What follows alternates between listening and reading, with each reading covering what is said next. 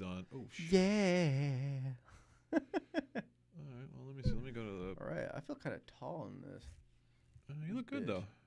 Thank You look tall. Yeah. That's a good thing, right? Well, the Look funny thing is you're taller than me, so this feels wrong. They don't need to know that though. They know now. They hear you. Say you love me again. I'm gonna go to the YouTube dashboard. What is that? Unchain my heart or something? I have no clue. It's-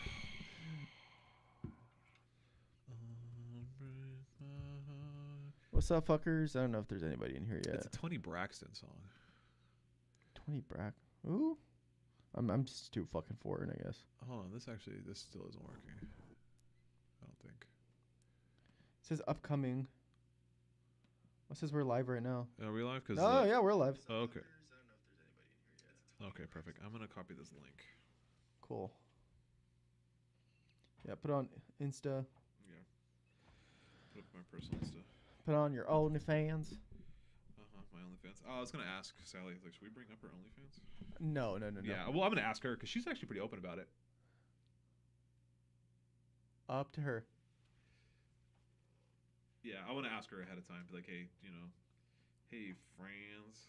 I forgot to text my girlfriend that I'm here. Oh, she didn't know? No, she knows I'm here. I forgot to text her that I got here because it's like snowy and icy outside Oh, for the right. most part. I should probably message Ricky and thank him for the idea. Unbreak my heart. Dude, I have Tony Braxton stuck in my head, and I don't know why. I do. I don't know why, but I do. I don't know why, but I do. All right. Well, it is working. That's a. It is working. I posted to my personal Instagram. Do you want to? Let me post it to the actual whatchamacallit? The podcast Instagram. Let me see. Yeah. I'm gonna do the same post.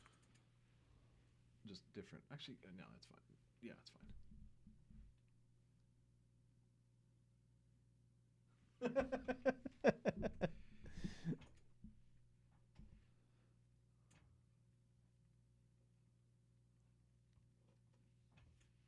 you want to post it to TikTok too?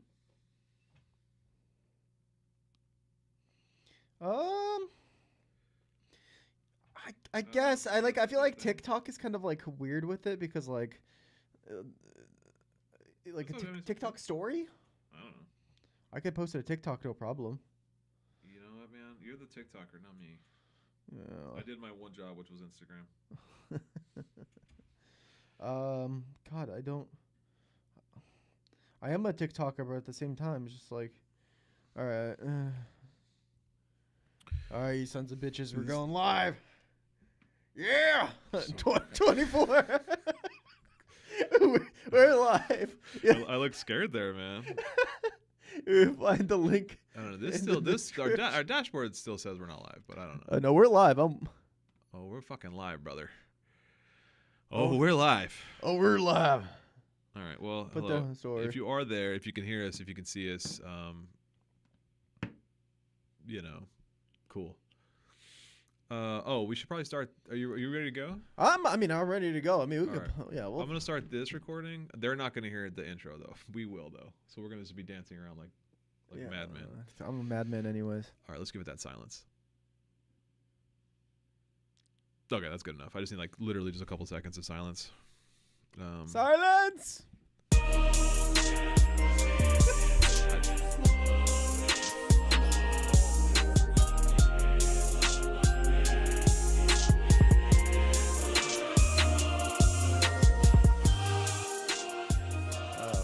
Happy episode 15, you sons of bitches. We're back.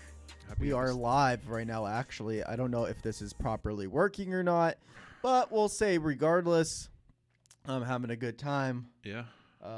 Posting this shit to our story, to our Instagram. What if... Follow us there by chance. What if what? What if worst case scenario it doesn't record? What are you going to do? It'll just have to be an audio episode this week, I guess. I guess so, but I mean, I'm literally popping up on YouTube right now and I can see our faces. Yeah. Should I also press start recording? No, it's fine. Okay. I can literally see us live on right now. All right. Well then. Well, so, I understand that. It saves lives, right? YouTube saves lives. Not saves lives. Yeah. YouTube saves lives, dude. Yes, YouTube saves lives. That's right. Damn it, YouTube saves lives. If you are choking, if you have fallen, you can't get up, YouTube will save your life. What was that old product? Oh God. You know, it was on the late night Yeah. infomercials. Oh, Life Alert. Alert. Thank Yeah. you. Help, Yes. I've fallen and I I've can't fallen get and up. I can't get up. Oh, that's I good stuff. have a structured settlement. Oh Oh, God. Just bring back all the ads. yeah, that's great. No, those were iconic, I think would be Yeah. the correct term or word. I don't watch TV. I don't have cable anymore, so I don't get a chance to watch stuff like that anymore. I Like, genuinely just don't know anybody Yeah. that has cable. Is that even a thing anymore? yeah, it's definitely a thing. I had cable recently. I got duped into it. I got new internet at a new house, and they're like, for only $10 more, you can get like the full cable package. And I was like, Oh, fuck off.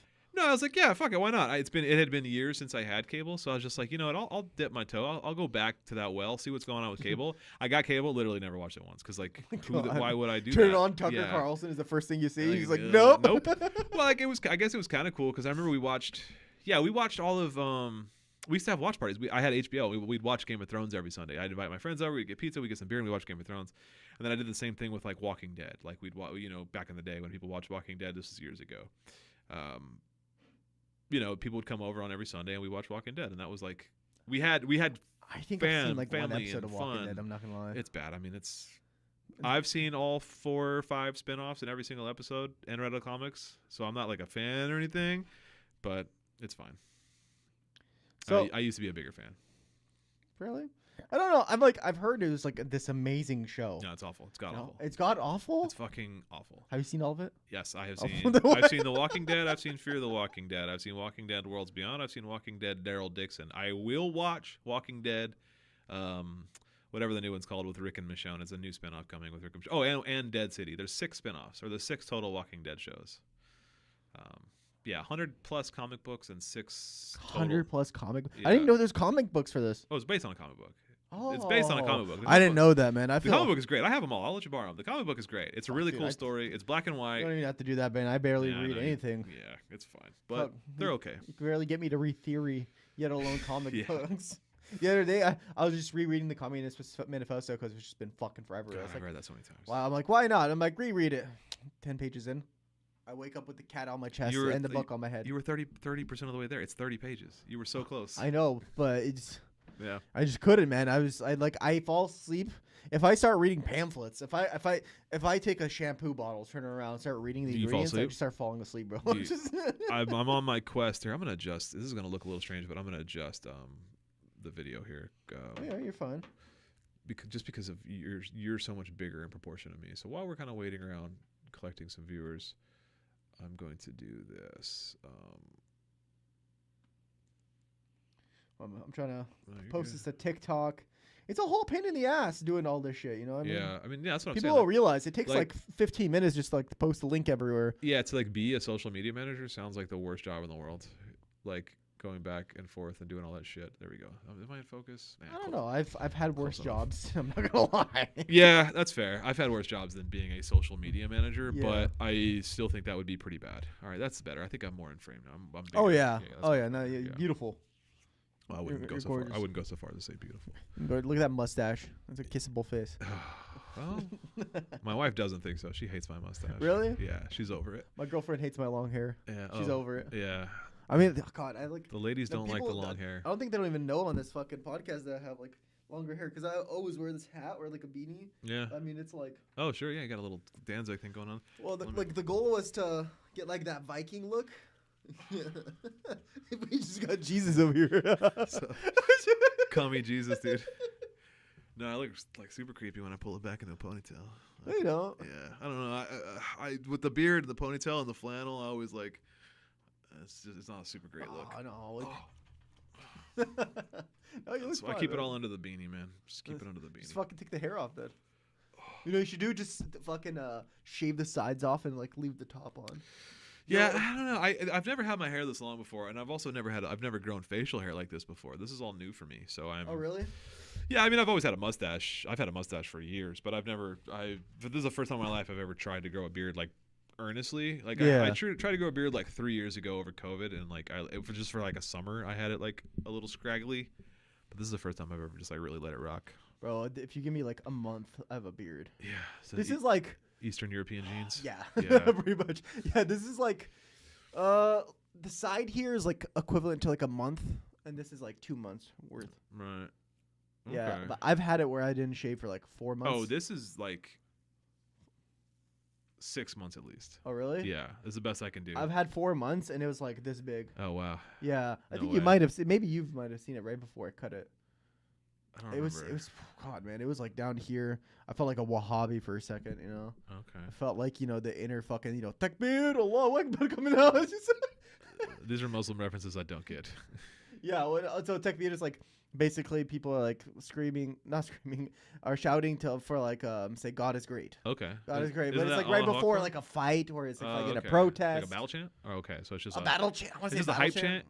It's just like a hype It's a hype chant. man. Okay. Kind of like a hype chant. I don't know what it literally means. I don't speak Arabic, so that's a part of the Did problem. you ever learn Arabic? No, I did take 1 quarter in school. Hold on. No, sorry. Keep going. I did take 1 quarter in college. Yeah. It actually learned a lot. I learned how to write and read. I didn't know what the fuck it said. I knew I knew a lot of words, but then after a while, you forget, man. You forget. And Yeah. I dated an Iraqi girl for a year. I have like so many Iraqi friends that were like we hung out every single day for years. I grew up in the projects, or nearby the projects after I moved to my house, where like a lot of Arabs are. And so, like, my life has been surrounded by Arab people, and on top of that, I'm Muslim. I would go to the mosque. That was what I was going to ask. Isn't speaking Arabic required for the Muslim faith for Islam, or is it not like technically required? I'd understood. Formally, you pray in Arabic. Yeah. But you can say just a memorize the prayer. Yeah. prayers? You Okay. memorize them and you memorize what they mean. Right. And then maybe over Yeah, because time I you'll- guess that's fair. Because I know how to pray. I don't know the language actually for the Buddhist prayers. I assume it's. I don't know, Namyo I think Horenge Kyo. it's- I don't know what language that is, but I think know the that's prayers. Tibetan. Is it Tibetan? So I know the prayers. It's- I know how to say the sounds, but I don't know what the words mean. I don't even know what language it is. But I was taught the prayers by a Buddhist friend. So you know, Okay. am I coming through your headphones? Yeah, you're Okay. coming through my headphones. Perfect, cool. As long as you're not coming on them. I'm not coming through my own headphones, which is making me nervous. Really? but am I- Would you like? I mean, No, you're coming through my headphones. It's fine. okay. Everything should be okay. He's just a let little me just- anxious today. Don't worry, ladies. Well, and we had a gentlemen. lot of tech issues. No, I'm fine. Yeah. And if this is fine. If anybody is watching, can you just tell us how it sounds? Does it sound okay? Well, regardless of if we have viewers or not, you want to get into some stuff and pretend like it's a regular recording? Hell yeah, brother. Okay. All right. First and foremost, slight retraction, but not really a retraction because I was in fact vindicated. Clarification. I was correct. But although one thing I said that was incorrect, which was that I mentioned that China did not allow anyone to go in and inspect the Uyghur camps when I was defending China's lack of a genocide against the Uyghurs, how that wasn't a genocide. And I said that although China didn't actually go in, or excuse me, no outside people went in, that wasn't true. In fact, a lot of people went in. The UN did a tour, as well as The OIC. this coalition of like 14 countries, including a lot of Muslim countries like the OIC. So the OIC is a collaborative. I think it was like 50 Muslim countries. Right. And they. But also, like, there was a ton of other countries there, like a few African countries, like Indonesia, a whole bunch of countries. Well, it meant a lot to have the OIC go in because that was the whole problem. Is it is a supposed genocide on Muslims, Uyghurs.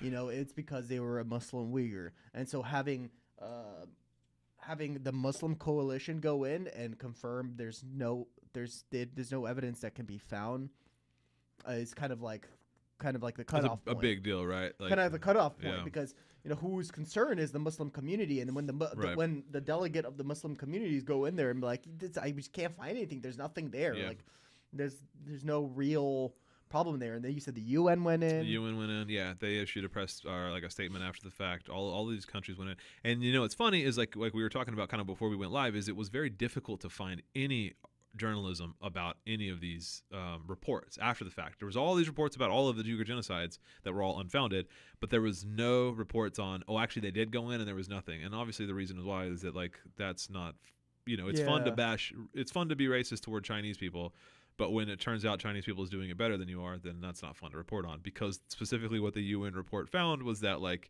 yeah, they praised how well they had been fighting poverty and how they had alleviated all poverty in China to the point where like they had been praised for like being well ahead of their like poverty goals for like alleviating poverty in China. Yeah.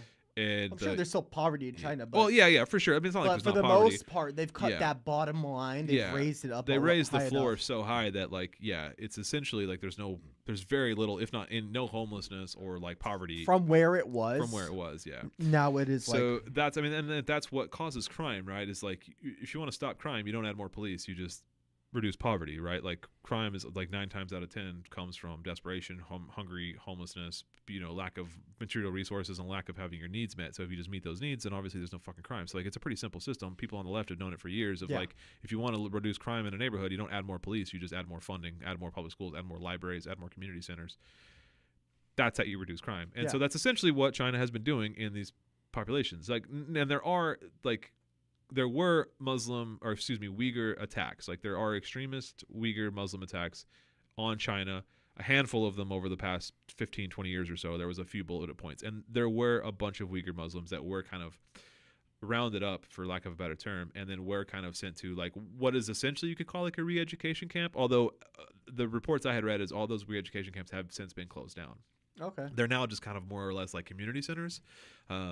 There's no wrongdoing. There's no violence. There's no forced sterilization. There's literally no like. Yeah. By the way, for context, all these accusations have been made by the American government. Yeah, American government or that German.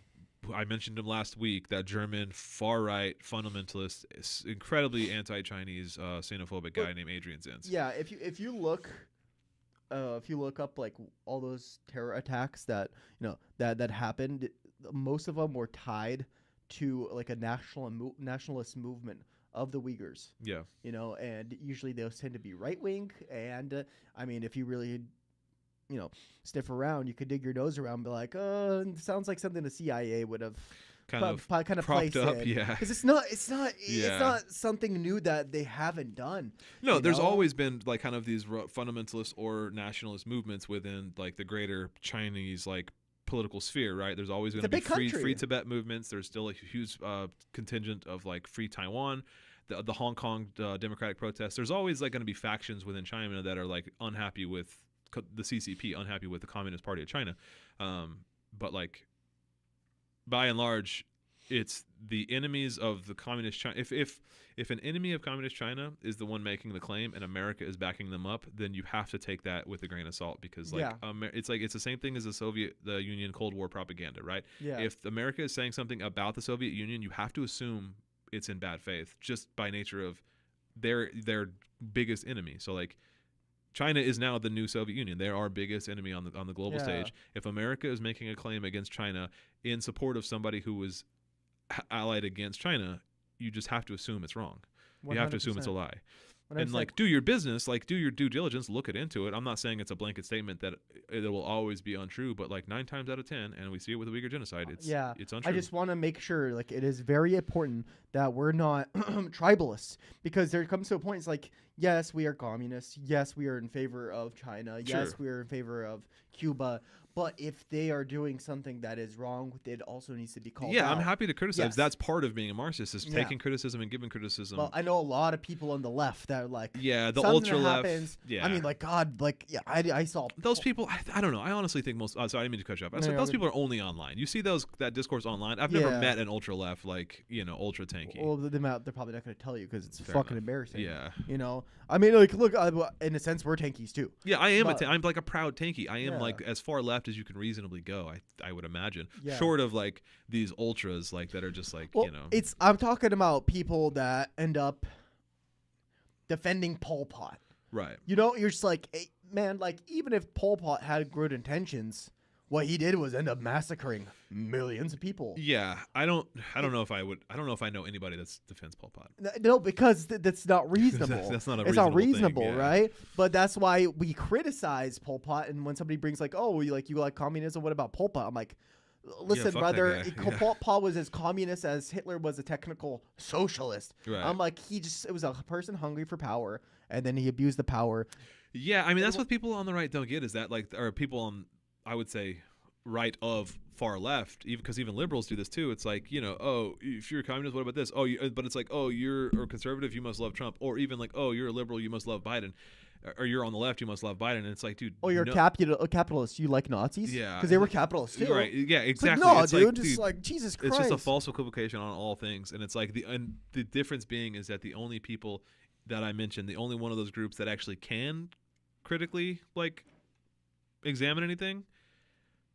That's not even on camera anymore, so it's fine. Oh. The only people who can critically examine and actually like take these are communists. So like, yeah, they're the only one of those groups that are actually like, well, no, actually, I don't like Pol Pot. Well, no, actually, fucking, I don't know. Fidel Castro did make some mistakes. Stalin did make some mistakes. Like, did he do good things? Yes, and they're afraid to admit that they've they all did. made mistakes. Yeah, for the love of fucking God. Mao made a lot of mistakes. For the love of God, But like, it's okay to also admit that they also did good things. Like, that's the thing is you'll never hear liberals say Stalin did good things. Well, that's because the liberals are still capitalists. The liberals still have an agenda of capitalism. Yeah. Liberals just don't hate gay people. At least that's what they're telling us. Well, they don't. But I still don't believe that. They don't hate gay people as far until it affects them, until it affects their bottom line, and then they're happy to throw the gay people under the bus. Yeah, and so it's like at the end of the day, like slowly transitioning towards Palestine and Israel here. It's like the U.S. will call out China for genocide, and we're like, okay, there's an investigation, and then and they're like, oh, it's definitely genocide. But then when we look into Israel and Palestine, there's no way. There's no way. But I'm like, we literally have videos. We have a body count, a physical body count. Yeah. We have names. We have we have everything. Yeah. And so. But they won't count that as a genocide. So why would I take anything the U.S. says seriously on the topic of genocide when majority of genocides that have happened in the past 100 years have been supported, if not initiated by the U.S. or allies? Yeah. Two more points to that end is one I mentioned earlier, which is Israel shut off electricity, power, cell service, everything to Gaza, and we still have just an immense amount of footage of what's actually happening. Which is a war crime. Yeah, which is all a war crime. We know it's happening. We know there's genocide. We know it's a war crime. It's all very much televised, even with their electricity and power and cell service being shut off. This supposed Uyghur genocide has been going on for like this point, like 7 years or something. We would and there's zero photos, there's zero video. Like it's just we would have had something by now. So that was kind of the one point. I forgot what my second point was, but oh no, I remember what it was. What we claim they are doing, we are doing. Rounding up Muslims, not holding any kind of trial, torturing and imprisoning.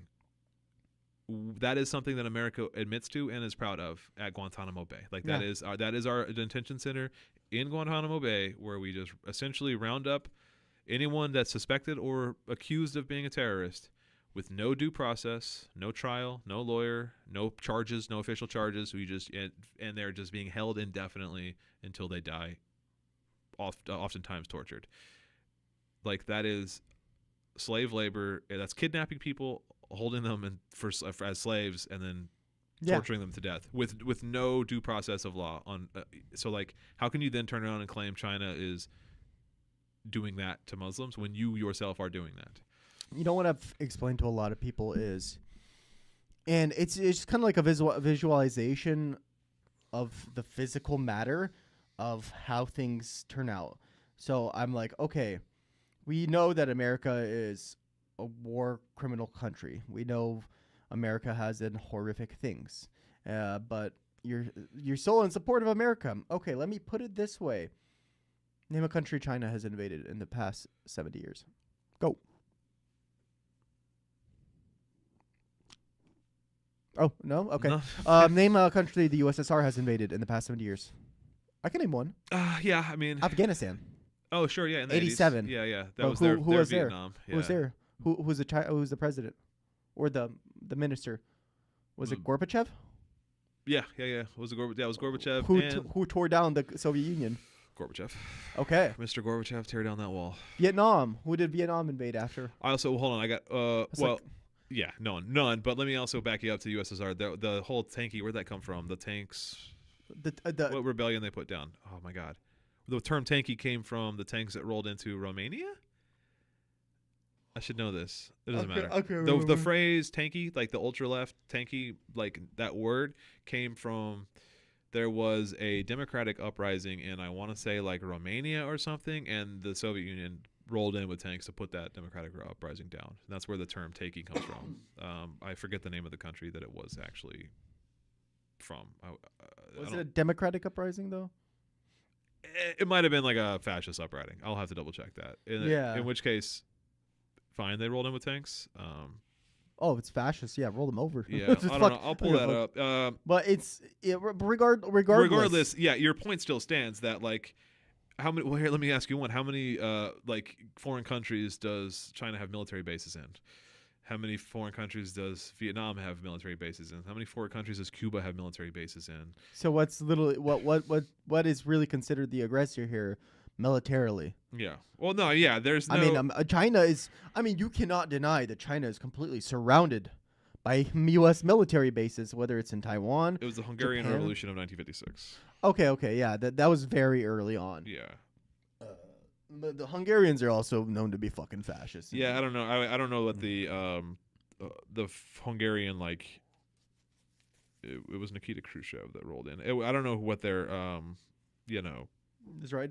What their actual like beef was. I'll have to look it up later. Yeah, but regardless, China's completely surrounded in what's known as like an act of aggression. It's got military bases completely all the way around China, besides north, which is into Russia, and I don't know. Does it have any Mongolia? I don't think so. No. But like, it's completely surrounding China, and then there is no military bases surrounding the U.S. Because if there was, they'd called for the Monroe Doctrine. Like, no, you can't be here. I'm like, okay, what about your 400 military bases on the Eastern Hemisphere? I think it's way more than 400. Isn't it 700? I threw out a large number that was... it's 700. So I put out a large number. I'm going to look that up. And I thought it was exaggerated. And now you're telling me, no, Maybe there's I'm more wrong. than my exaggerated number. Maybe I'm wrong. I would like to know how many there actually is. This is great podcast and just We're trying to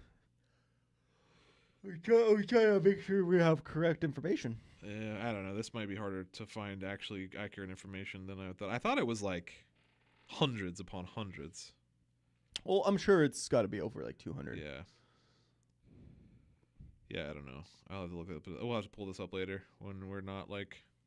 I mean, to be fair, no one is watching, so... One person was, but I don't think you are anymore. I am. Oh. Was that for? I was just putting up the live streaming on Instagram.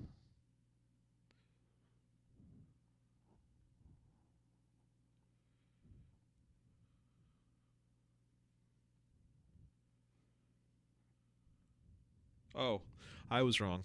It's more than 700. It's more than 700? The total number of foreign sites with installation and facilities that are either in active use and service or that may be activated and operated by American military personnel, and allies, is just over 1,000. So I don't know if that's like strictly speaking like it's because I think the and allies makes it maybe like I don't know. It doesn't say or allies. It says American personnel and allies, not or allies, which leads me to believe that it's also a current military base. So yeah, I think it's over 1,000 military bases. I know they have like 80 surrounding China. There's multiples in Japan. There's multiples in the South China Sea. There's Taiwan. There's like So again. Sorry. No, you're fine. Like, just imagine for a moment, if you could, if Cuba and China made a joint kind of, let's add in, I don't know, Vietnam and Venezuela. So those four countries form this coalition, and they say, you know what, we're going to put a military base on the Washington border, Idaho border, Montana border. What's next? Like Texas border, North Dakota border. Like they just circled America, all along the California coast. Two per state. We're everywhere. Said disconnected, reconnecting. Reconnection successful. I don't know what that means. That happens sometimes. Oh, okay. So yeah, imagine if they completely encircled America, which is what America has done to China in military bases. Yeah. So, what if they dropped a base in South Seattle, just in which is what Guantanamo Bay is? It's just in the sovereign nation of Cuba. Well, I wouldn't say South Seattle. I would say like something like just barely hanging off, like Whigby Island or whatever, like Bainbridge Island, just off the coast. I would say they took over Alcatraz. I would say Cape Cod, like okay, and was it Massachusetts? The Florida Keys or something, yeah. Yeah, exactly. Yeah, I mean, I think we've beat the point home that like it's just insane to call like any country aggressive when you have over 1,000 military bases surrounding every country. And just like, and also like you're just up in their business, bombing their shit. Like America's just bombing like Yemeni shit. You know what I mean? Like, just in the Mediterranean Sea, in the South China Sea, just, I don't know, just. Yemen hasn't really done much. They just basically blockaded some ships, slowed down traffic, and America's like, you know what? We can't have our trade slowing down. Let's just absolutely massacre people by bombing the city centers. You know, it's just insane, man. It's just insane for anybody to like. How do people not see that is a war crime? Yeah. If there was a say Yemen bombed Seattle, and there was a retaliation, a direct, you bombed our city, we bomb yours. Okay, that's somewhat more understandable. Yeah. But these people are just like holding ships up, and they're like, no, all right, there goes 40 children. Yeah, bombing people for capital, like. Yeah, for capital. Yeah. I mean, that is America. That is the epitome of America. I mean, that's kind of that's capitalism, right? Is like profits over people, and like the worst thing in the world is the bottom line is affecting the bottom line. So like, we will bomb people for capital, and then we'll also have companies making money for bombing them. Yeah, so it's a two-way street. They're getting money on both sides. Yeah. All right. Let's head toward this South Africa versus Israel. Yeah, South Africa versus Israel. I think it was the 29th of December. South Africa initiated this. I don't know what the phrase is. They sued them. Basically, they're taking them to court. South Africa has officially claimed genocide, has officially accused Israel of committing genocide in Palestine, in Gaza against the Palestinian people. Yeah, so South Africa, shout out South Africa. They just like, you know what? We know what this looks like. I didn't see that coming, but honestly, when they did that, I'm like, you know what? Who better to represent this? Yeah, you know what? It's interesting too. Looking into it, South Africa is one of the very few countries that has also not claimed Hamas as a terrorist group. So like there is like, so when Israel says that South Africa is just like the legal wing of Hamas and they are Hamas or whatever, I was like, oh, that's ridiculous. But I actually was looking a little more into it. It's not it is a ridiculous claim. It's a very stupid claim, but I see why they made that leap is because South Africa recognizes Hamas as just like the natural progression of if you outlaw and ban every political party and you funnel all politics into Hamas, then Hamas is going to be the only game in town for representation of the Palestinian people in Gaza. So like then obviously that's who you deal with. They are a nationalist group, and they're more on the conservative side. They're trying to conserve their culture, and they're trying to for what gain it's freedom. Worth, they are the legitimate political party, political representation. They are the political leaders in Gaza. So like South Africa just, I guess, recognizes them as such, and that's why those. So that's kind of an aside. I didn't have that here, but that's just why I found out like that Israel is saying that South Africa is Hamas, which is just, it was a ridiculous claim, but they're making it nonetheless. Back to this, South Africa takes Israel to the International Court over genocide of Palestinians. They issued an 84-page brief in which they kind of outlined their claim. So an important kind of note, and this is quoting from the Washington Post, quote, South Africa accuses Israel of intending, quote, to destroy Palestinians in Gaza as part of a broader Palestinian national, racial, and ethnical group. So this is what they're saying, end quote. What they're saying is specifically like this is a targeted intentional genocide, which South Africa is the only, like, I guess not the only country to say this, but the first person to kind of come up and put it in writing. This is what you're doing. It's a systematic targeting of Palestinian people with the aim of genocide. And in that brief, they actually use all of the quotes from all of the we've quoted them week by week as they say them. We'll mention it. You know, all of these weird genocidal, dehumanizing quotes that all of anyone from like Netanyahu to their like defense minister to their foreign minister, their military generals and stuff. They're all going live and they're saying that these are less than human, subhuman. They're animals. They need to be eradicated. And like that is dehumanizing language, and that is according to like the actual outlined steps to genocide. That is a step in genocide is the dehumanization. And so that is what South Africa is kind of using as their legal basis of like, this is targeted and intentional. They are dehumanizing them, and it's a targeted campaign of dehumanization. And they also cite the use of heavy civilian casualties, how they shut off food, water, electricity, the destruction of neighborhoods. Like if when you compile all the evidence in this 84-page document, it's a very damning document. It's very clear that like, oh yeah, if you put it all together, since October 7th, if you and beyond, really the historical context beyond, but all of the things that have happened Just from October 7th. Since October 7th, yeah. You put it all together in a file, it's like, oh, God, this is awful. This is actually genocide, and it's very clear that it is. So the trial started last week. Time of recording, today is Wednesday, January 17th. The trial started last week. It's actually only, as far as I understand, it's only 2 days. Thursday, the 11th, was South Africa's. They made their case. Their lawyer stepped up, made their case. And then Friday is just Israel's lawyer stepped up, and that's it. It's like one and done. Last Friday they made a response? No, last Friday, Israel's lawyer went up and said, like, these are all unfounded, whatever. Yeah.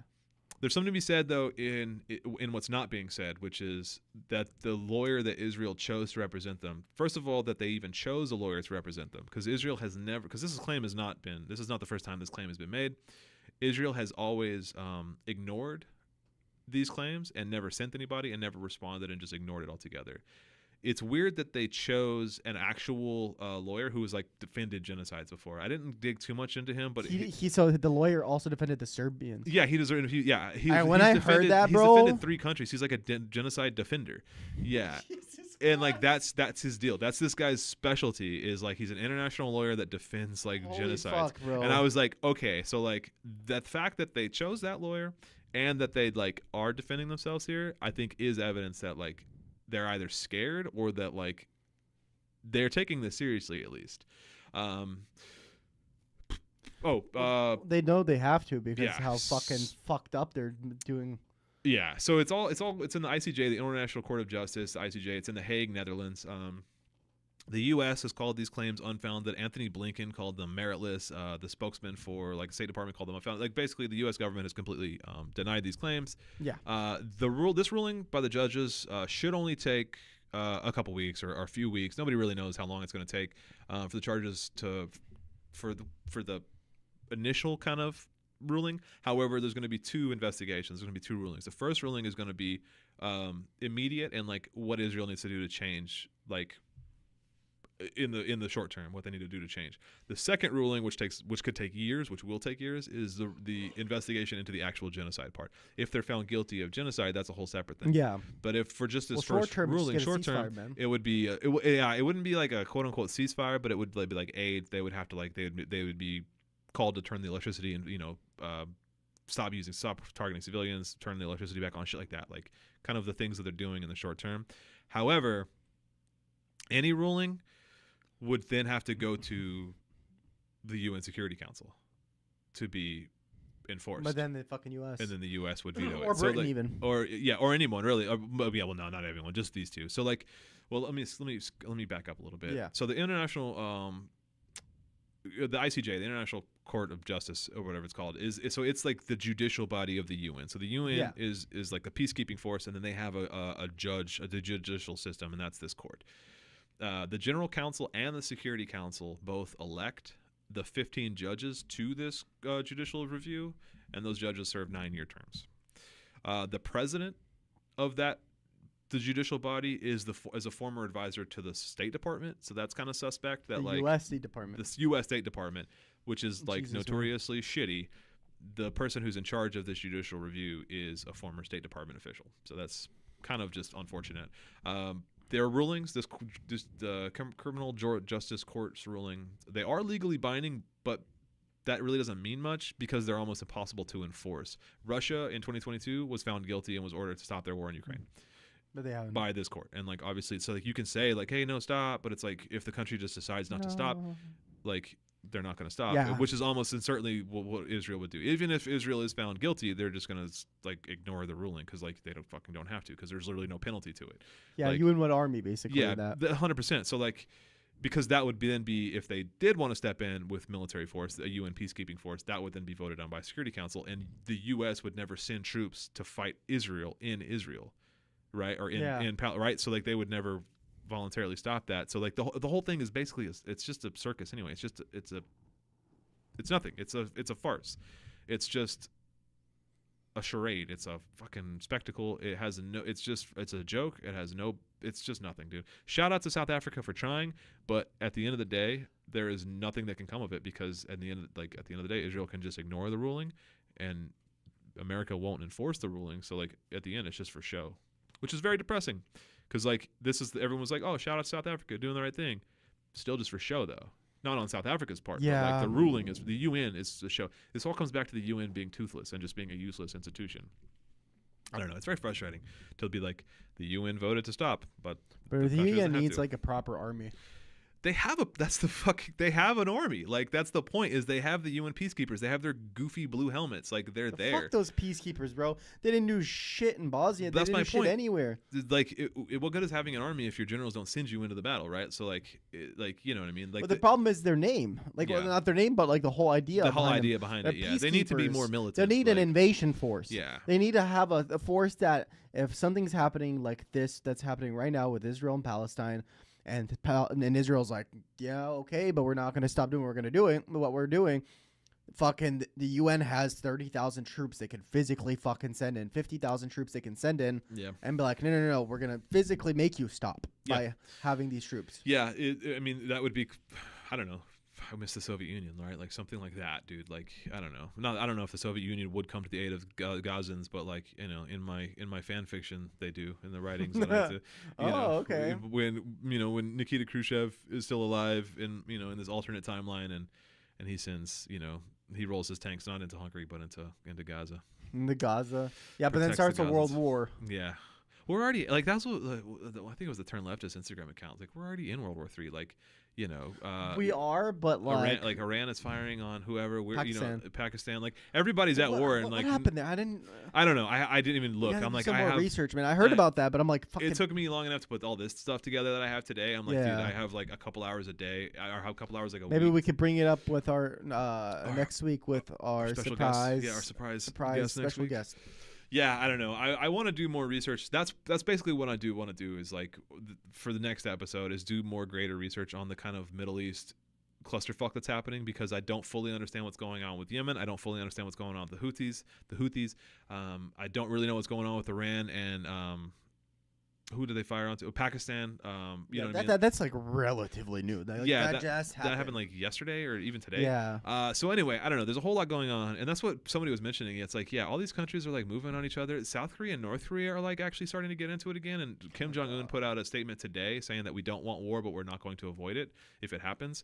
And like, Bro. so like, It's we're, like we're it's- posturing for World War III. It's World War III, but in a proxy war. Yeah, like- it's just all these different. It's proxy like, wars. well, here's the Well, thing. it won't be. I mean, America would step in. Like that's the thing. America would always love to get its hands in the mix. You know what I mean? Yeah, but if Get that those fingers in happens, the pies. China. Imagine North Korea attacks South Korea or vice versa. Oh, Russia and Ukraine are also at war. Like, there's all these little Russia, conflicts Ukraine. happening.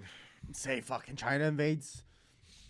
China invades Taiwan. It's like the perfect. Yeah, I mean, if because they're good timing, shit is ramping up. Tensions are ramping up there too. there's no better timing than right now. Yeah. So it's like, what, the U.S. is going to send soldiers to South Korea and Taiwan? Yeah. I mean, like, there could be like, if there was to be a world war, I just see it as like 15 small wars. That's kind of what's happening. breaking yeah. out at the same time. But I don't see the U.S. sending people to war. I don't maybe know. Not maybe anymore. small special forces or something like that. Yeah, that's what we would do. We'd But just if send in, somebody's the like, SEAL "Oh, we're teams sending and stuff. people to Korea again," people will be like, "No, I am Yeah, not people going. Like, no, I'm not going back Go to fuck Korea. yourself." Yeah. So last time we went back to Korea, there's like 5 million people dead. Not us, but like in general. This is the global conflict tracker. I don't know. That's This is the kinda Council cool. for Foreign Relations. I think this is like ultimately like CIA propaganda, but this is just where in the world there are like active conflicts. What's going on here? Venezuela. I think it's the whole threatening of was it Guyana? You should supposed to be able to click on it. I don't know. Instability. Venezuela, Haiti. Yeah. Instability. So in this Venezuela. isn't necessarily just conflict. Yeah, this this is is like this problematic. So this is actually, yeah, the civil war. And yeah, these are the different like genocides there. Whereas Israel, boom, Israel-Palestinian conflict, Afghanistan. I'm tired of calling it Israeli-Palestinian conflict. I'm just calling it the it's Palestinian genocide. That's kind of just what I've been Yeah, referring normal. to it as. Conflict between Turkey and The armed Kurdish Kurds, groups. Yeah, I mean, that's Russia, Ukraine. We knew about that one. and there's the yeah. Azerbaijan, Armenia one, right? Oh, we're up here. Yeah. No, Yeah. See, I don't even know what this is. Nagorno-Karabakh conflict. So from what I understand is like there's enclaves of Azerbaijan inside of Armenia and vice versa, Armenian enclaves inside of Azerbaijan, and I think that has they're having like conflicts with like land. No, okay. I'm not 100% sure though, so don't quote me. Yeah, anyway, my point is that, yeah, like you said, it is like 15 separate conflicts going around the world. There's civil wars everywhere. There's a lot of conflicts going on. And most of these are like U.S. neutral, or like we don't have any interest, or we don't care. Like the Myanmar civil war, like nobody really gives a shit about that. Yeah, well, what about that genocide where the president of Myanmar was literally killing the Rohingya Muslims. Yeah, and yeah. They were fleeing into fucking Bangladesh and India. Yeah. Nobody talked about 3 years that ago genocide. or something? Nobody cared about it's that still one. happening. Yeah, It's I mean, still literally happening. still happening, yeah. I forgot about, the Rohingya. I forgot about that. Yeah, anyway, my point is that, like, back to your point, which is like, yeah, we are in like almost like a situation of World War III. It's just so isolated and so like disparate that like it doesn't feel like it is, and all we're talking about is Taylor Swift and the next Marvel movie, and it's just like, Who is Taylor Swift dating? It's like, I don't give a Yeah. fuck. If the guy died tomorrow, I didn't give two he shits. retire? He just announced his retirement from. I don't even know who he is. I don't care. I don't know. He's a football player of some kind. I don't know. Wow, he made $30 million last year. I don't give a fuck. Let so- him break a leg. The point is that that's what people do care about. There's all this shit going on that's actually important. This is what I was talking about with Faye, like this like informed electorate, but like they don't want to be informed. They just want to talk about Travis Kelce and Taylor Swift. His name's Travis yeah. Kelce. So anyway, that's frustrating to me. Two fucking first names. Yeah, Travis Kelce. Well, his last name is spelled Kelce. It's very strange. I don't know. That's neither here nor there, but I just thought that was interesting because he's a dumb spelling. Anyway, let's move on to Fuck that last move name. on to other dumb news. So that was basically all I had. Is there's more to come from the Israel, South Africa, and a lot more has happened. It's just funny because when we had our whole Israel episode, our Palestine episode last week, we didn't mention this because this happened the next day. Yeah. This trial started the next day. I mean, I had heard that South Africa was moving, but I just wasn't prepared to talk confidently about it. Next episode, I want to do more research on the broader Middle East and like the geopolitics of the Middle East. Yeah. Their guess, it makes sense. And I think our guest knows quite a bit about that. Yes. Is relatively so well versed. we'll keep them posted on what the discussion is going to be about. Yeah. So they can come prepared. Yeah. Oh yeah. I'm gonna message them probably once you and I. This is something we could talk about offline. But once you and I hammer actually decide, we'll look at our schedules. We'll say next Wednesday at 6. I will let them know because they're in a different time zone. Yeah. And then I mean, there you go. Next Wednesday at 6. Yeah. I gotta look at my schedule. I'm not sure if that's great. But it should be fine. Anyway, the point is that yeah, I will probably take a day before I message them, finalize the agenda, and then get into it. 100%. It'll be fun. Yeah, it'll be fun. Let's move on to lighter news. So I don't know. I think lighter news. lighter news. I mean, just dumb news. Like this is like, I don't know. It always feels it goes back to me reporting on Trump, right? Where it's like, do we care to even report on? Trump has 90 criminal charges across 4 separate court cases currently. That's what he's dealing with. Also, I keep getting these updates on my watch of like my news app, and I don't really follow them except for this is the headline I see, and I keep seeing these headlines, and it's just so funny because I don't actually read them, but this is the headline. Quote, "You just can't control yourself," end quote. Judge threatens to kick Trump out of courtroom.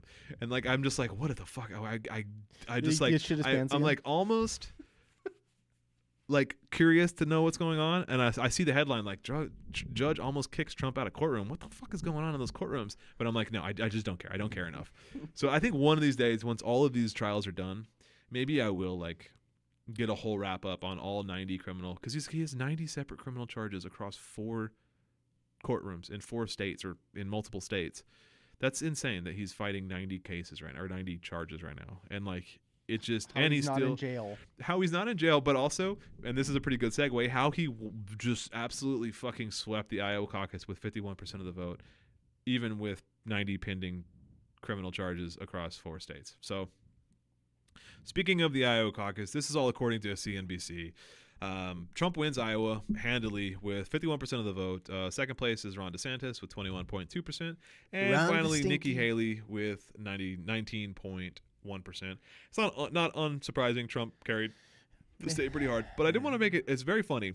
There is one lone county in Iowa that Nikki Haley won for some reason. Trump crushed every county except for this one county called Johnson County, Iowa, where she beat Trump by 1 vote.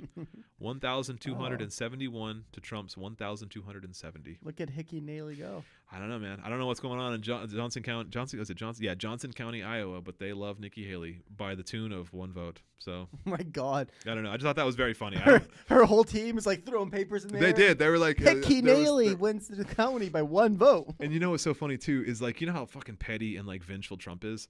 Yeah. Like I imagine that he's like probably just so salty that he got 99 out of 100 counties in Iowa, and or 98 out of 99, or how many counties are, I think it's 99. He got all but one, and I bet you, it makes me very happy to think of him just like pacing and yelling at his staff that he didn't get all of them, that he lost by one vote, and he's gonna like call for a recount and like be on the phone with the Johnson County Secretary of State. Yeah, I need you to find me one vote. Find me one vote in Johnson County. Anyway, it's just very funny, and I like to think of Trump angry. There's no way a woman beat me. Yeah. It's all lies. Lies. She's a Democrat. The people of Johnson County are traitors to our country. Okay, well, up next week is New Hampshire. This is all. So all the Iowa news was according to CNBC. This up next is according to Reuters. Trump, DeSantis, and Haley are on the Republican ballot. Oh, real quick, Vivek Ramaswamy dropped out of the election. Saw that. Yeah, fully endorsed Trump and is begging Haley and DeSantis to also jump out. Dude. Yeah, I mean, like that's not obviously he was in this the whole time just to get a cabinet position or vice president or whatever. He's not gonna get vice president, but he, some position within the Trump cabinet. Secretary of some bullshit. Yeah, like be the Pete Buttigieg, the Secretary of Transportation or something. He has big Pete energy to me. Yeah, just like a Weasley little fuck. Yeah. Anyway, New Hampshire. Next up in the primary. This is pretty interesting too. On the Republican side, it's not that. It's pretty standard, right? You got Trump, Haley, and DeSantis on the Republican ballot. The polling split: 43 to Trump, 30 to Haley, and DeSantis 6. However, there is a decent like political like strategists are saying that Haley could take New Hampshire. There's actually like a lot of kind of working class libertarian voters. Like New Hampshire's like all the Republican registered voters are very like libertarian working class kind of people, and they kind of don't like Trump all that much. New Hampshire also has an open primary system where any party can vote, and like any Democrat that like would vote for a Republican or independent or whatever, they're also non-Trumpers, right? So like this polling, what the Reuters article or the journalist for Reuters was saying that like this polling is actually like not accurate because it's not taking into account like this is like among Republican voters, but because of the open primary system, this polling isn't super accurate, and it's like pretty close. Haley's like only 13% behind. It's still probably gonna be Trump, but like if there was a state Haley could pick up, this would be it. So New Hampshire, she gets all the 2 votes. All the 22 delegates or whatever. Yeah. So interestingly enough, Joe Biden is not on the primary ballot in New Hampshire. The only people on the New Hampshire primary ballot are Minnesota Congressman Dean Phillips and Marianne Williamson. He can't be on the ballot because, okay, so this gets into some weird like parliamentary tricky bullshit. The DNC, the Democratic National Campaign or Democratic National Committee, like the people in charge of like running global or national strategy for Democratic races, moved their first state to South Carolina. So next week, the week after New Hampshire is South Carolina's primary with a couple other states. That will be the first time that the Democrats that's their official primary season. The Iowa caucus is Republicans only. This New Hampshire was when it started for both Republicans and Democrats. However, now the Democrats have pushed that back a week, and the South Carolina is when the official Democratic primary season kicks off. Yeah. However, New Hampshire has it as a literal state law that New Hampshire has to be the first person to vote in the primary season. Well, that's a bit egotistical. Yeah, I don't know. I didn't dig into why. Frankly, I don't give a shit. But it is what it is. That's the state law. However, it's a Republican-controlled state house, so they, in an effort to just fuck DNC, aren't going to change that. So the DNC said, "Hey, we as an independent are going to move our primary to a week later in South Carolina." The Republican State House in North Carolina New Hampshire says, okay, have fun with that. We're going to stay, our primary season is going to be still here. So basically there's just not going to be, I don't understand how that's going to unravel for the 2028, assuming Biden wins. Yeah. So there will be a new Democratic primary with an open field in 2028, right? I don't know how that's going to work then in 2028 in New Hampshire, because if the open primary season happens in New Hampshire, but the DNC just doesn't show up to the party, and they wait till the following week in South Carolina, like, does that just mean that there's no such thing as Democratic delegates from New Hampshire? I don't understand how this is going to work. Yeah, I'm not. I didn't dig that much into it because, again, frankly, I don't care. But anyway, they chose South Carolina because in the most like performative liberal answer reason they've ever given is that South Carolina, and I guess to be fair, there is some, I don't want to be too harsh on them. They said that South Carolina is more indicative of like actual like representation because New Hampshire is like 70% white. So like their rationale is that South Carolina is a more of a mixed bag. You have more races, you have more class divides, you have just more like, you know what I mean? Like there's just more, it's a more diverse. Yeah, 100%. It's not just all a bunch of white people. You have like actual people with different ethnic backgrounds, and it's not just fucking white wasps in New Hampshire. You know what I mean? Yeah. So that's why they chose South Carolina, because the DNC says that it's, you know, it doesn't, a win in New Hampshire doesn't necessarily like show you who the favored candidate is, because it's not collective of America as a whole, because it's so skewed white upper class that it's not like, you know what I'm trying to say. Exactly. So anyway, that's why they moved to South Carolina. So he's not going to be on the Biden can't officially, because he is the official DNC candidate. He's actually not on the ballot. So these two, Marianne Williamson and Dean Phillips, I guess, are registered like separately. They independently, their campaigns filed for, you know, made the filing deadline to be on the ballot. Yeah, but here's the problem: is multiple states have now closed the primary. Yeah. The Democratic primary. So he's gonna become the you know, regardless. Yeah. And I heard even more have now closed their Democratic primary. It's like up to 7 or something now. It's like 7 states that have a locked primary of just they're not accepting challengers. Dude, that's almost like a fifth. Yeah, it's almost a fifth. We haven't gotten there yet, but it's almost a fifth of the U.S. that is now closed primaries. 7 out of 50. 750. That's almost a fifth. What? No, that's like almost an eighth. Well, 7 out of 50. 10 out of 50 is a fifth. So you're just a couple of states off. All right, but isn't 7 out of 49 7? Well, there's 50 states. Yeah, but I'm saying if 7 times 7 is 49. So it's more than a seventh. Doesn't matter. What I'm saying is... Yeah, no, I get what you're saying. It's a huge chunk. It's 14%. Yeah. How can you call that democracy if you're only allowing one challenge? If you're not allowing a challenger? Again, but we've talked about this so much, is like, how can you fucking call yourself a democracy? Again, as an outsider, I don't care about electoral politics, but I just think you're being very hypocritical if you're all about democracy and protecting freedom and democracy, and, you know, Biden or Trump can't say he won the 2020 election because that's a threat to democracy if you then deny any challengers. I don't and they're like, oh, well, we have to vote for Joe Biden. We have to vote for Joe. I'm like, how would you want me to vote for Joe Biden, but you're like, you can't have any other options. You can't allow any challengers, and you must vote for this one candidate. But this is a democracy. Yes, so I'm like, why would I'm definitely now not voting for Joe Biden? Out of fucking spite, kid. Like, I wasn't going to, but now I'm gonna not harder. Yeah, and I'm gonna farther away from the state. Now I'm just gonna go to the polling place and rip ass or something. Stink up that voting booth. Stink up over the voting spite, booth. I'm gonna waft it towards you. Oh my god! I'm gonna put this tanky fart and just. Yeah, I'm gonna eat a lot of cabbage. I'll eat cabbage and corned beef that day or something. I smell all the cabbage. The stuffed rolled cabbages. Yeah, I'm gonna eat so many cabbages. Anyway, it's just I just think it's so dumb that, like, I agree with you. They're just denying all challengers. Dean Phillips, I mentioned him a couple weeks ago. That was the guy who was like, I forget. I mentioned him like 2 or 3 weeks ago. Like, there was a congressman that had, like, he's still a pretty, like, just establishment lib. It's not like he's like, you know, some savior. He's the guy that's the backup if Joe Biden dies, and they're like, oh, okay, well, we have Dean Phillips. Yeah, but he seems like, for one thing, he's like 40 years younger than Biden. He also he 100% agrees with, like, Medicare for all, legalized weed. Like, he's. I don't believe that. Well, I don't know. On paper, he says these things, but like I said, he's an establishment. Obama ran on Medicare for all. Yeah, he's just an establishment Democrat. I don't think there's a whole lot. I don't know. Whatever. I'm telling you right now. I'm not saying I support this. Joe Biden can fucking croak any second, and so if he croaks, they just have a backup. I'm telling you, that's why he is there. Yeah. He has nothing but a backup if Biden physically dies. Oh yeah, did you see the exchange between Tim Pool and Elon Musk on Twitter about Biden dying? No, I did not. Oh my god, it was the fucking dumbest. It was like, dude, you can't make this shit up. It's like literal satire. Tim Pool tweet. I should really pull this up. I'm gonna pull this up. This exchange because I don't want to. First of all, I don't want to misquote it, and you should put it on the screen because it is ridiculous. On a short.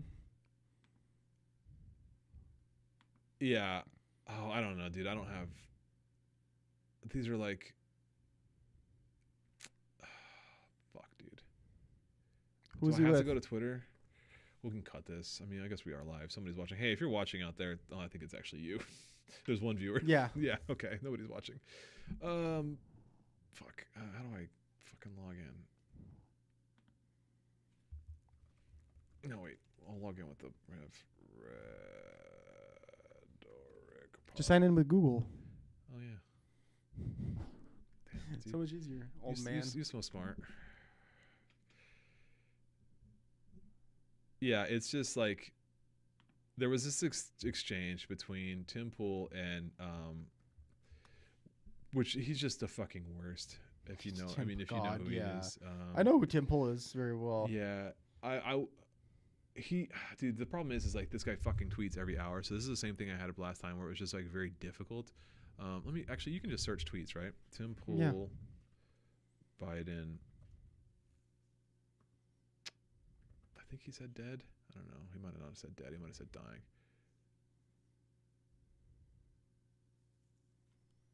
Yeah, look at by date. You know what? How do I filter by date? Latest. It doesn't help that I can't see. Is that it? Tim Pool slams media for hate. No, never mind. It was an actual tweet exchange between Tim Pool and I don't know. I'll get the gist of it, and we'll find it later. Tim Pool goes on and he posts this thing saying that like, you know, I give it to like midsummer or spring or something that before Joe Biden is dead, and then Elon Musk says like interesting, like what do you see? I'm already like not misremembering it. Only one person is watching. I'm gonna find it. Help me find it. This just happened like in the last like week.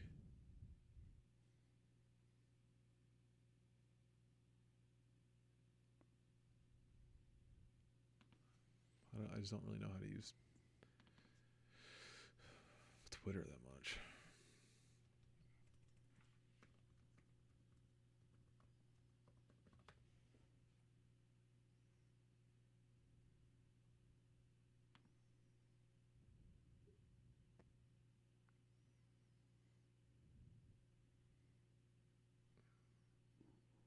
Two months ago? I don't think so. It was. Maybe. I don't think so though. I thought it was recent.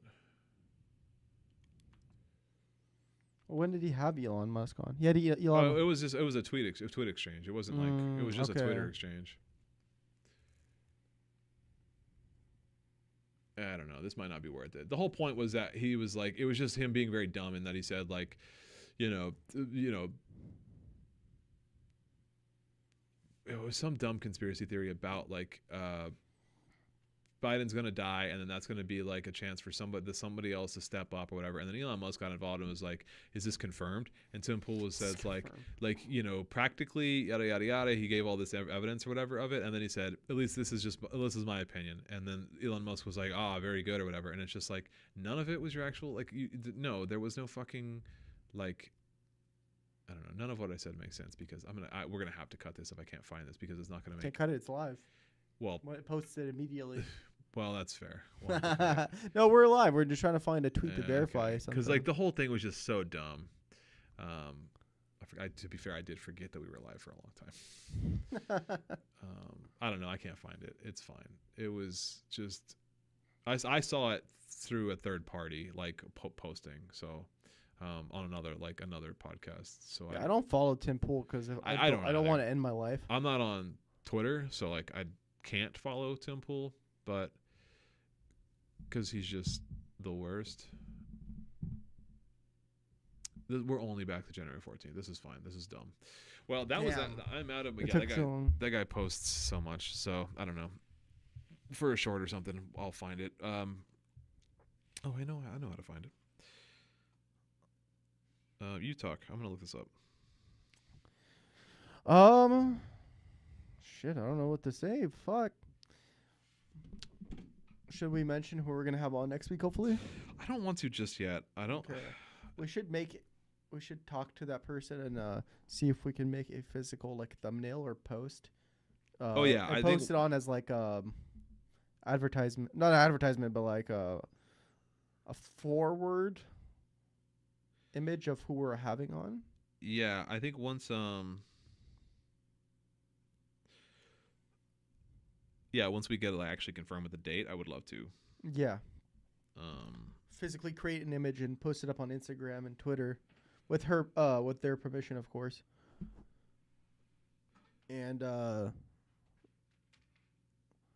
like a God, what's the term? I'm blanking. what say what? What the term for basically like not an advertisement, but like not a trailer. It's Teaser? yeah, basically like a teaser that of who's gonna be on. Yeah. See, But- I don't like lives for that very reason. Is like we can't like cut stuff. Well, yeah, this was just an experiment to see just to try and Yeah. see what Well, yeah, I guess I learned the what lesson. traction would be like. Yeah, well, I can't learn. I just learned the lesson that like I can't just like come up with it. Like I'll remember something and then try to like pull it up. If I remember something, I have to bring it up next week because I have to find this stuff. Like so, like I can't just spend 5 straight minutes of dead air searching for something and then not find it. That's blue balls to the to you know anybody watching this later is like you know what I mean. So Well, we're gonna yeah. well, you're gonna be we're gonna be edging you until Yeah. the next episode. I'll No, have to this find is that. Yeah. this is just like to see what traction would be like with live, which is it's really not that much different. Yeah. Yeah, I rather just post these. Well, for sure. I- If this is much easier for you, right? Because like there's no editing. Yeah, And but then I rather post it. I Yeah. rather edit and do a quality job yeah. and everything. So then, why do we do live? Just What's- to try, just oh, to okay. see for traction. Well, do we? Okay. Well, is YouTube going to spread it more Yeah. on everybody else's algorithm? Yeah. Well, Does YouTube like lives? I don't know. I don't know, Alright. but so I mean, from what it looks like, it doesn't make a difference. We've Yeah. had just a few people pop in Yeah. and look for a couple minutes and then leave. I think 2 total, right? Yeah, Which I think were it's honestly my phone and your phone. no, there was another one that popped Oh, up was there? Okay. for once or twice, Okay. but so we know there's no reason to go no real live. reason to do No. this. Yeah. It'd be better to film it. Yeah. It would be fun to go live if we were watching a debate. Yeah. To do something, we just gotta find a way for it to not. If be we were watching freaking a live watermark. event, Yeah. then it would be interesting. Yeah, I don't. We have to find a way to get around that. Maybe a VPN, recording it through a VPN, some way to like block that watermark bullshit. I don't know. There's got to be a way. Probably should talk about that live because that is borderline, if not actually breaking the law. So I'll have to figure out a way around that. I'll have We're to, not gonna break the I'm law. not gonna break the Don't law. worry. I'm not gonna break that law. We I'll need go to on see- Reddit for that one. We just want to go on. We just want to find a loophole for how to present a video where it is technically an educational Yeah. and we're not pirating content. Yeah, like that shit's on like cable anyway. Like it's on the public channels for cable. Like, well, I guess it's not. It's on CNN, which is not a public channel. What happened to the days when that shit used to just be on Fox and like CBS and ABC? Like they used to literally be like Now you have to- televised. Now you have to pay to be informed. Now you have to pay to be informed. Like, Holy shit! yeah, That's what a that's capitalist yeah. dystopia Oh my that is. god, late stage capitalism makes you pay to like just watch the news. Well, I mean they've always paid to watch the news, but just like to watch the presidential debate. That used to be like you used to just know what the debate was. That shit happened. Any average Joe in America could like tune into that. Now it's behind a paywall of not an inconsiderable amount too. It's HBO Max. You have to have like a fucking Max subscription or pay for cable, which is like hundreds of dollars, and nobody does. So like Yeah. Also, don't who know. the fuck watches CNN? somebody must be watching CNN somewhere. Surely, I mean, because those numbers are huge. Like, Well, it's- here's the thing. CNN is one of those things where people have it in the background. yeah, it's in the background and- of every restaurant I've ever been in, every bar I've Yeah, ever been exactly. in. But Fox nobody News is playing. fucking watches Yeah, it. every hospital or lobby waiting room I've ever been in has like Gym. Fox News in the corner. Every yeah. gym, there's TV on with Fox News or CNN. Yeah, that's where all MSNBC. the ratings are going. Yeah, but nobody actually physically watches it. Nobody can Yeah. tell you who the fuck that person's name is, even though you've seen him a million times. Yeah. Is that Don freaking Lemon? Don Apple? What the fuck was No, his yeah, name? Don Lemon. Yeah. No, I mean, on a side note, Don Lemon, Lennon. That'd be cool. That'd be kind of cool if he wouldn't call me on us. No, Don Lemon got a show now with Twitter. Oh, did he? Yeah, so I don't know what he left or he got fired. Yeah, he got fired for something. From CNN. Yeah. I don't know what it was for, but now he is part of Twitter's news coverage where he's doing 30-minute segments 3 times a week. Well, that's what Tucker Carlson's doing too. Exactly. Yeah. So Elon's just trying to employ it. Yeah. And well, like, isn't that what X is called now? The Everything app or something? Like X, the Everything app, is like what its tagline is now. So I think that's like, I mean, that makes sense because he's fucking hemorrhaging money and like going out of business. Well, he tried to get Mr. Beast to do it. He's like, I watched this a Twitter trend Twitter thread of Mr. Beast and Elon Musk talking back and forth. He's like, it's like, oh, Elon's like, oh, you should post your videos here. He's like, if I posted my videos here, I wouldn't make enough money to survive and make videos. Yeah. He's like, the point why I posted on YouTube is because when I post on YouTube, I make that money back in which I could just reinvest it back into the next video and keep it going. Yeah. If I post it on Twitter, I literally cannot pay for the next video because I don't have money for the next video. Because nobody's on Twitter anymore. Twitter's numbers dropped, like, they plummeted over the last year since he took it over and ran the company into the ground. I'm just on there for soccer. Yeah. Like soccer stats. Okay. I mean, there's legitimate reasons to be on there. There's still a lot of news. There's still a lot of politics. Yeah, there's still news and politics coming on Twitter. I would argue that like that's probably still where most like of all the social media sites, I think that's probably the most like consistent and reliable for news. Like Instagram is not a real reliable place to get news. Well, I hate to say that most of my news comes from Twitter. Well, that's nothing to be ashamed of. Most people get their news from Twitter. And like Twitter used to be a very legitimate place for news. It used to be a serious like news gathering and news disseminating because platform. People would put articles. Every journalist had a Twitter that was like all the actual verified blue check Twitters before you could pay for a blue check. That's where all the news went first. You posted all respected journalists posted their stories to Twitter. This is before Substack. I mean, they probably still had Substacks and stuff, but like they actually posted their writings and their work to Twitter. And that was like a legitimate news source. And now there's no way to guarantee. Now there's no way to know. Yeah, that was like what I listened to this podcast and they said something to the effect of like if like the country of Hungary posts that like there's like an earthquake broke out or something, it's like and it's a blue check mark. You have no way of knowing if that's true or not, and that's like actually really scary because like that used to be like if Hungary or whatever, if a blue check mark said something serious, like I was like, oh shit, this is a real thing going down. This is breaking news that like people should pay attention to, and now you have no idea to know if it's real or not.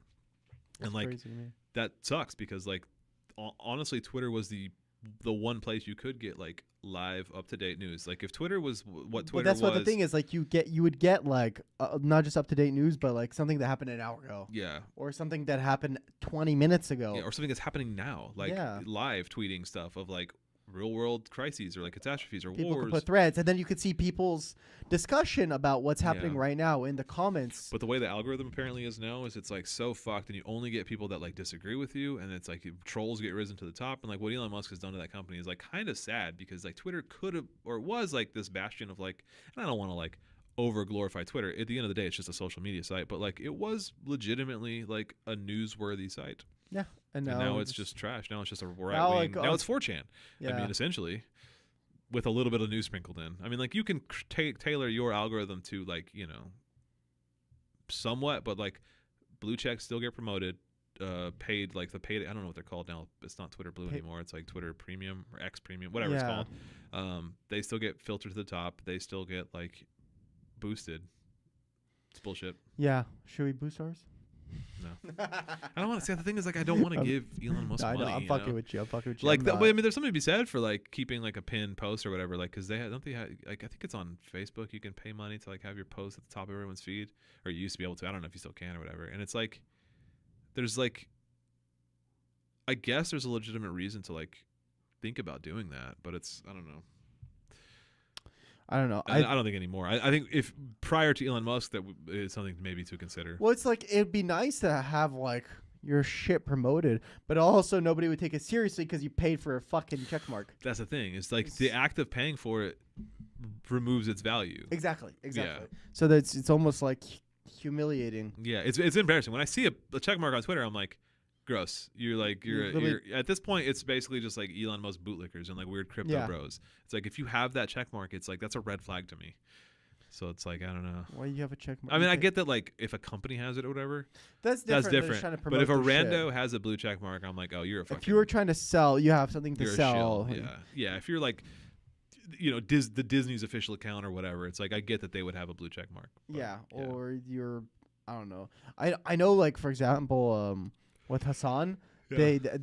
Hassan doesn't pay for his. Yeah, I guess there are a handful of people that he like gives them to. I think Stephen and King. Hassan was didn't one. even want it. He's like, I don't Yeah. want it. They forced him to have it. Yeah, there was a really funny exchange between Elon Musk and Stephen King because like Stephen King is actually Stephen King's a pretty like progressive liberal. Yeah. He is like a blue no matter who guy, but he is like very like trolly of MAGA people, and like he got into a Twitter beef with Elon Musk because Elon Musk said something like, Mr. King, the king of horror, like, you can keep your blue check mark, and Stephen King was something like, take it, I don't want it, like, this is bullshit. It was just very funny. It's like, not even real anymore. It's just I just really respected him for like not like licking the boot of Elon Musk. He was just like, go fuck yourself, dude.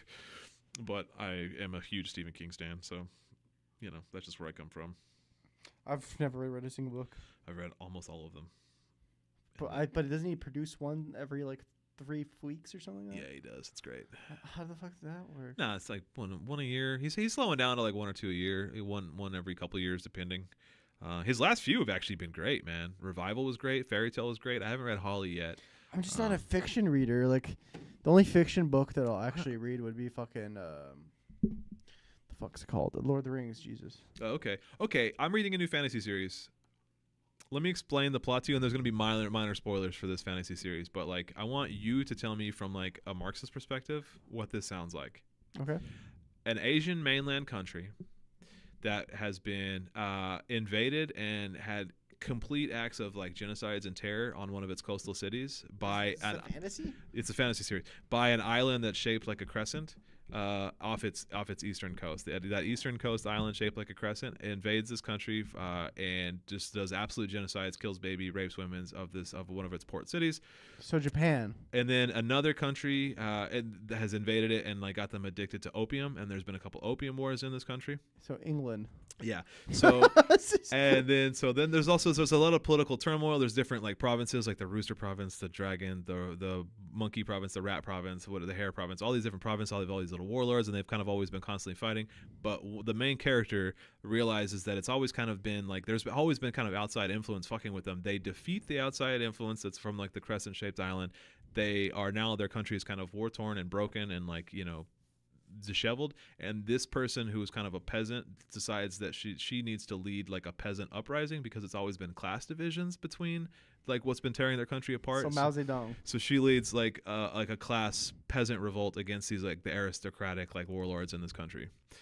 This is a fantasy series I'm reading, and I'm just like, respect. It's like I'm like, dope. But it's not even fantasy. They're just like rebranding history. Yeah, so it's called the Poppy War trilogy. It's very much like it's a fantasy novel. There's like the main character has like the powers. She gets called down like the powers of the Phoenix God, so she can spit fire. And there's like shamans that have god powers. It's a fantasy novel with like very heavy fantasy elements. But like the root of it is very much like it is just Chinese history. Yeah, and like it's China very post World War II. Yeah, like pre and post World War II, because it has like the outside the opium influences and like how that's so like it has like, and that was the previous couple wars they reference is the previous Poppy Wars are what got her country addicted to opium, and like they've been still struggling with that. How you gonna use like the literal? Well, that's opium the thing, dude. war. I'm like, yo, like, and then the crescent shaped country. Yeah, it's not even tried to hide it. No, it's dope. I'm into it 100%. The writer is clearly like, this is the protagonist is like Mao Zedong, so it's like this writer I is feel very like that's obvious. almost kind of like cheating. I'm into it, dude. That's what I'm saying. If you want to read a book, read that book. It's like straight up like. I'm here for it. It's a good story. Yeah. It's the writing's okay. The prose isn't great, like the actual fiction writing. I'm sorry, R.F. Kuang is I think her name is Rebecca Kuang. She's the author, and she is like a PhD in East Asian studies.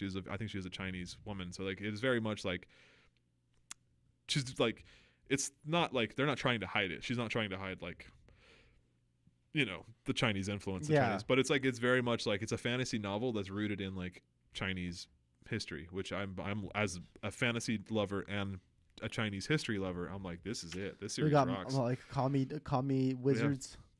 Commie wizards, dude. But I mean, like, I don't know, because I haven't finished the series, and this is where the spoilers get into, is like even that the peasant uprising, that is kind of a spoiler because that's for book 3. But like I'm in book 3 right now, and I don't know how it ends, but I'm also a little worried because she's kind of like she's definitely like she's completely okay just killing civilians. She's like executing people. She just assassinated like a rival general. So like she is pretty like hardcore, and like she has like no moral compass whatsoever to like get what she wants. And she's also kind of like losing her mind. So I'm like, I wonder if this gonna paint Mao, quote unquote Mao, in like a bad light. Is this gonna be like an anti-communist message at the end? I don't know. As of now, it's just been pretty much like the neutral story of China. It's all going to kind of hinge on whether or not she's the good guy in the end. If they make her into the villain and like, you know, genocides her own people, because what differing from reality is, spoiler for the end of book 1, is she like uses her like Phoenix God powers to genocide the Crescent Island. She erupts a volcano and kills every man, woman, child on the island. So she completely wipes like Japan off the map. My God. And like the only people that are left are like the soldiers that were on the mainland, and they're now just like bandits and like because they have no leaders anymore. So she's like trying to clean those up, and she's going around executing and like cleaning up all of the yeah. So she's like not necessarily, she's like not a good person. So like she's like the protagonist. She's like the main character of this book, but she's by far not she's not a good person. Anyway, it's a cool story. But it is incredibly dark. It's like when they visit this city, it's just like all the boiled babies that are in barrels and stuff that they boiled alive, and it's just like it just describes all of like there's just like all of the women. Yeah, this sounds anti-communist. Well, it's describing the rape of Nanking. It's like it's what the Crescent Island people did to her coastal. Yeah, but then it's like it's describing, and then she everything. returns the favor by genociding them. Yeah, so like you know they genocided her people, so she genocides their people. Yeah. Oh, Jesus Christ. But now, I'll stick with Lord of the Rings and like the blue-eyed, blonde-haired people that are coming in. They're like now a major player. They are like they're kind of turning into Nazis. They tried to exterminate all the shamans and anybody that's religious in the country, so they executed all of the shamans. So they're the Nazis, I think, is like they're an allegory for like they execute all the shamans. I feel like that would be like they rounded up and they wanted to like rid the like they wanted to like they're pure. They believe only in one God. So like they're polytheistic. Okay. So they believe only in the one maker, and they anything is a. I thought they were atheists. No. They are like they believe in their one God, and they find anything that's like a threat to their God, like as heresy and a demon. Like it's all a demon. You're the devil. If you have another religion, it's just. You know, I don't know. I've been talking about this random fantasy series I've watched for way too long, or reading for way too long. But anyway, I just thought it was interesting because it's what we're talking about, a fantasy series that is very much heavily influenced by Marxist history. So I thought that was it's very interesting. I was reading this and I'm like in book 3 and I'm like, wait a minute, this is Mao. It was very obvious Chinese history up to that point, but once she was like, no, it's actually class divisions. We got to lead a peasant revolt. I'm like, excuse me, it's coming in. So I'm like, okay, now we're talking. Anyway, I mean, it's cool, but it's kind of unoriginal.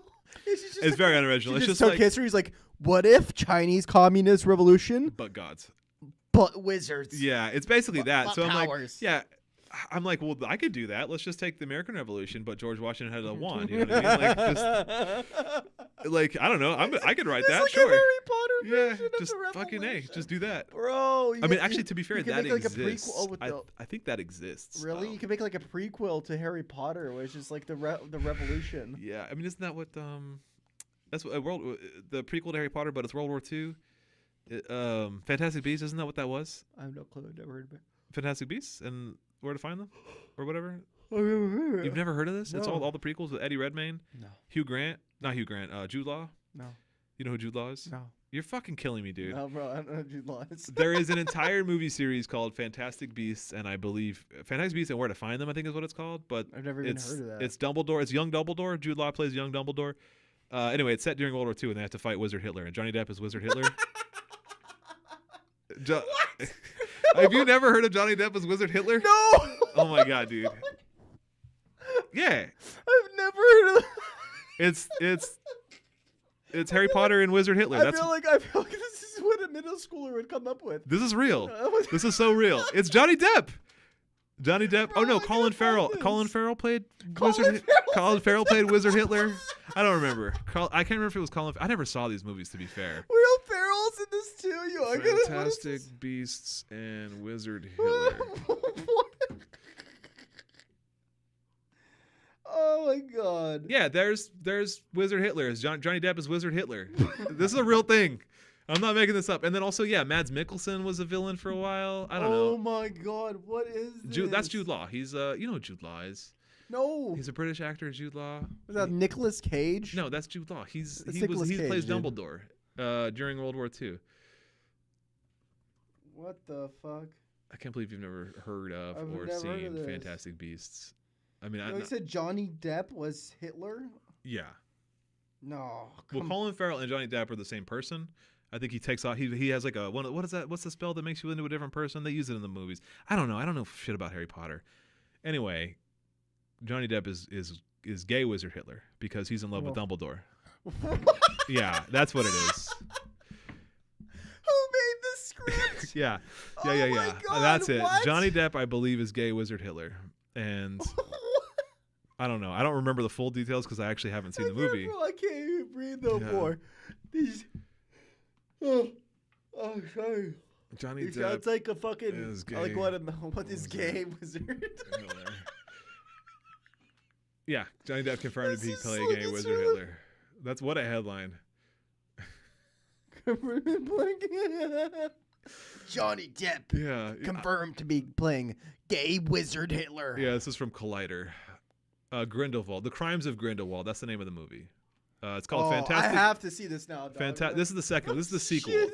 Fantastic Beasts and the Crimes of Grindelwald is the name of the Oh movie.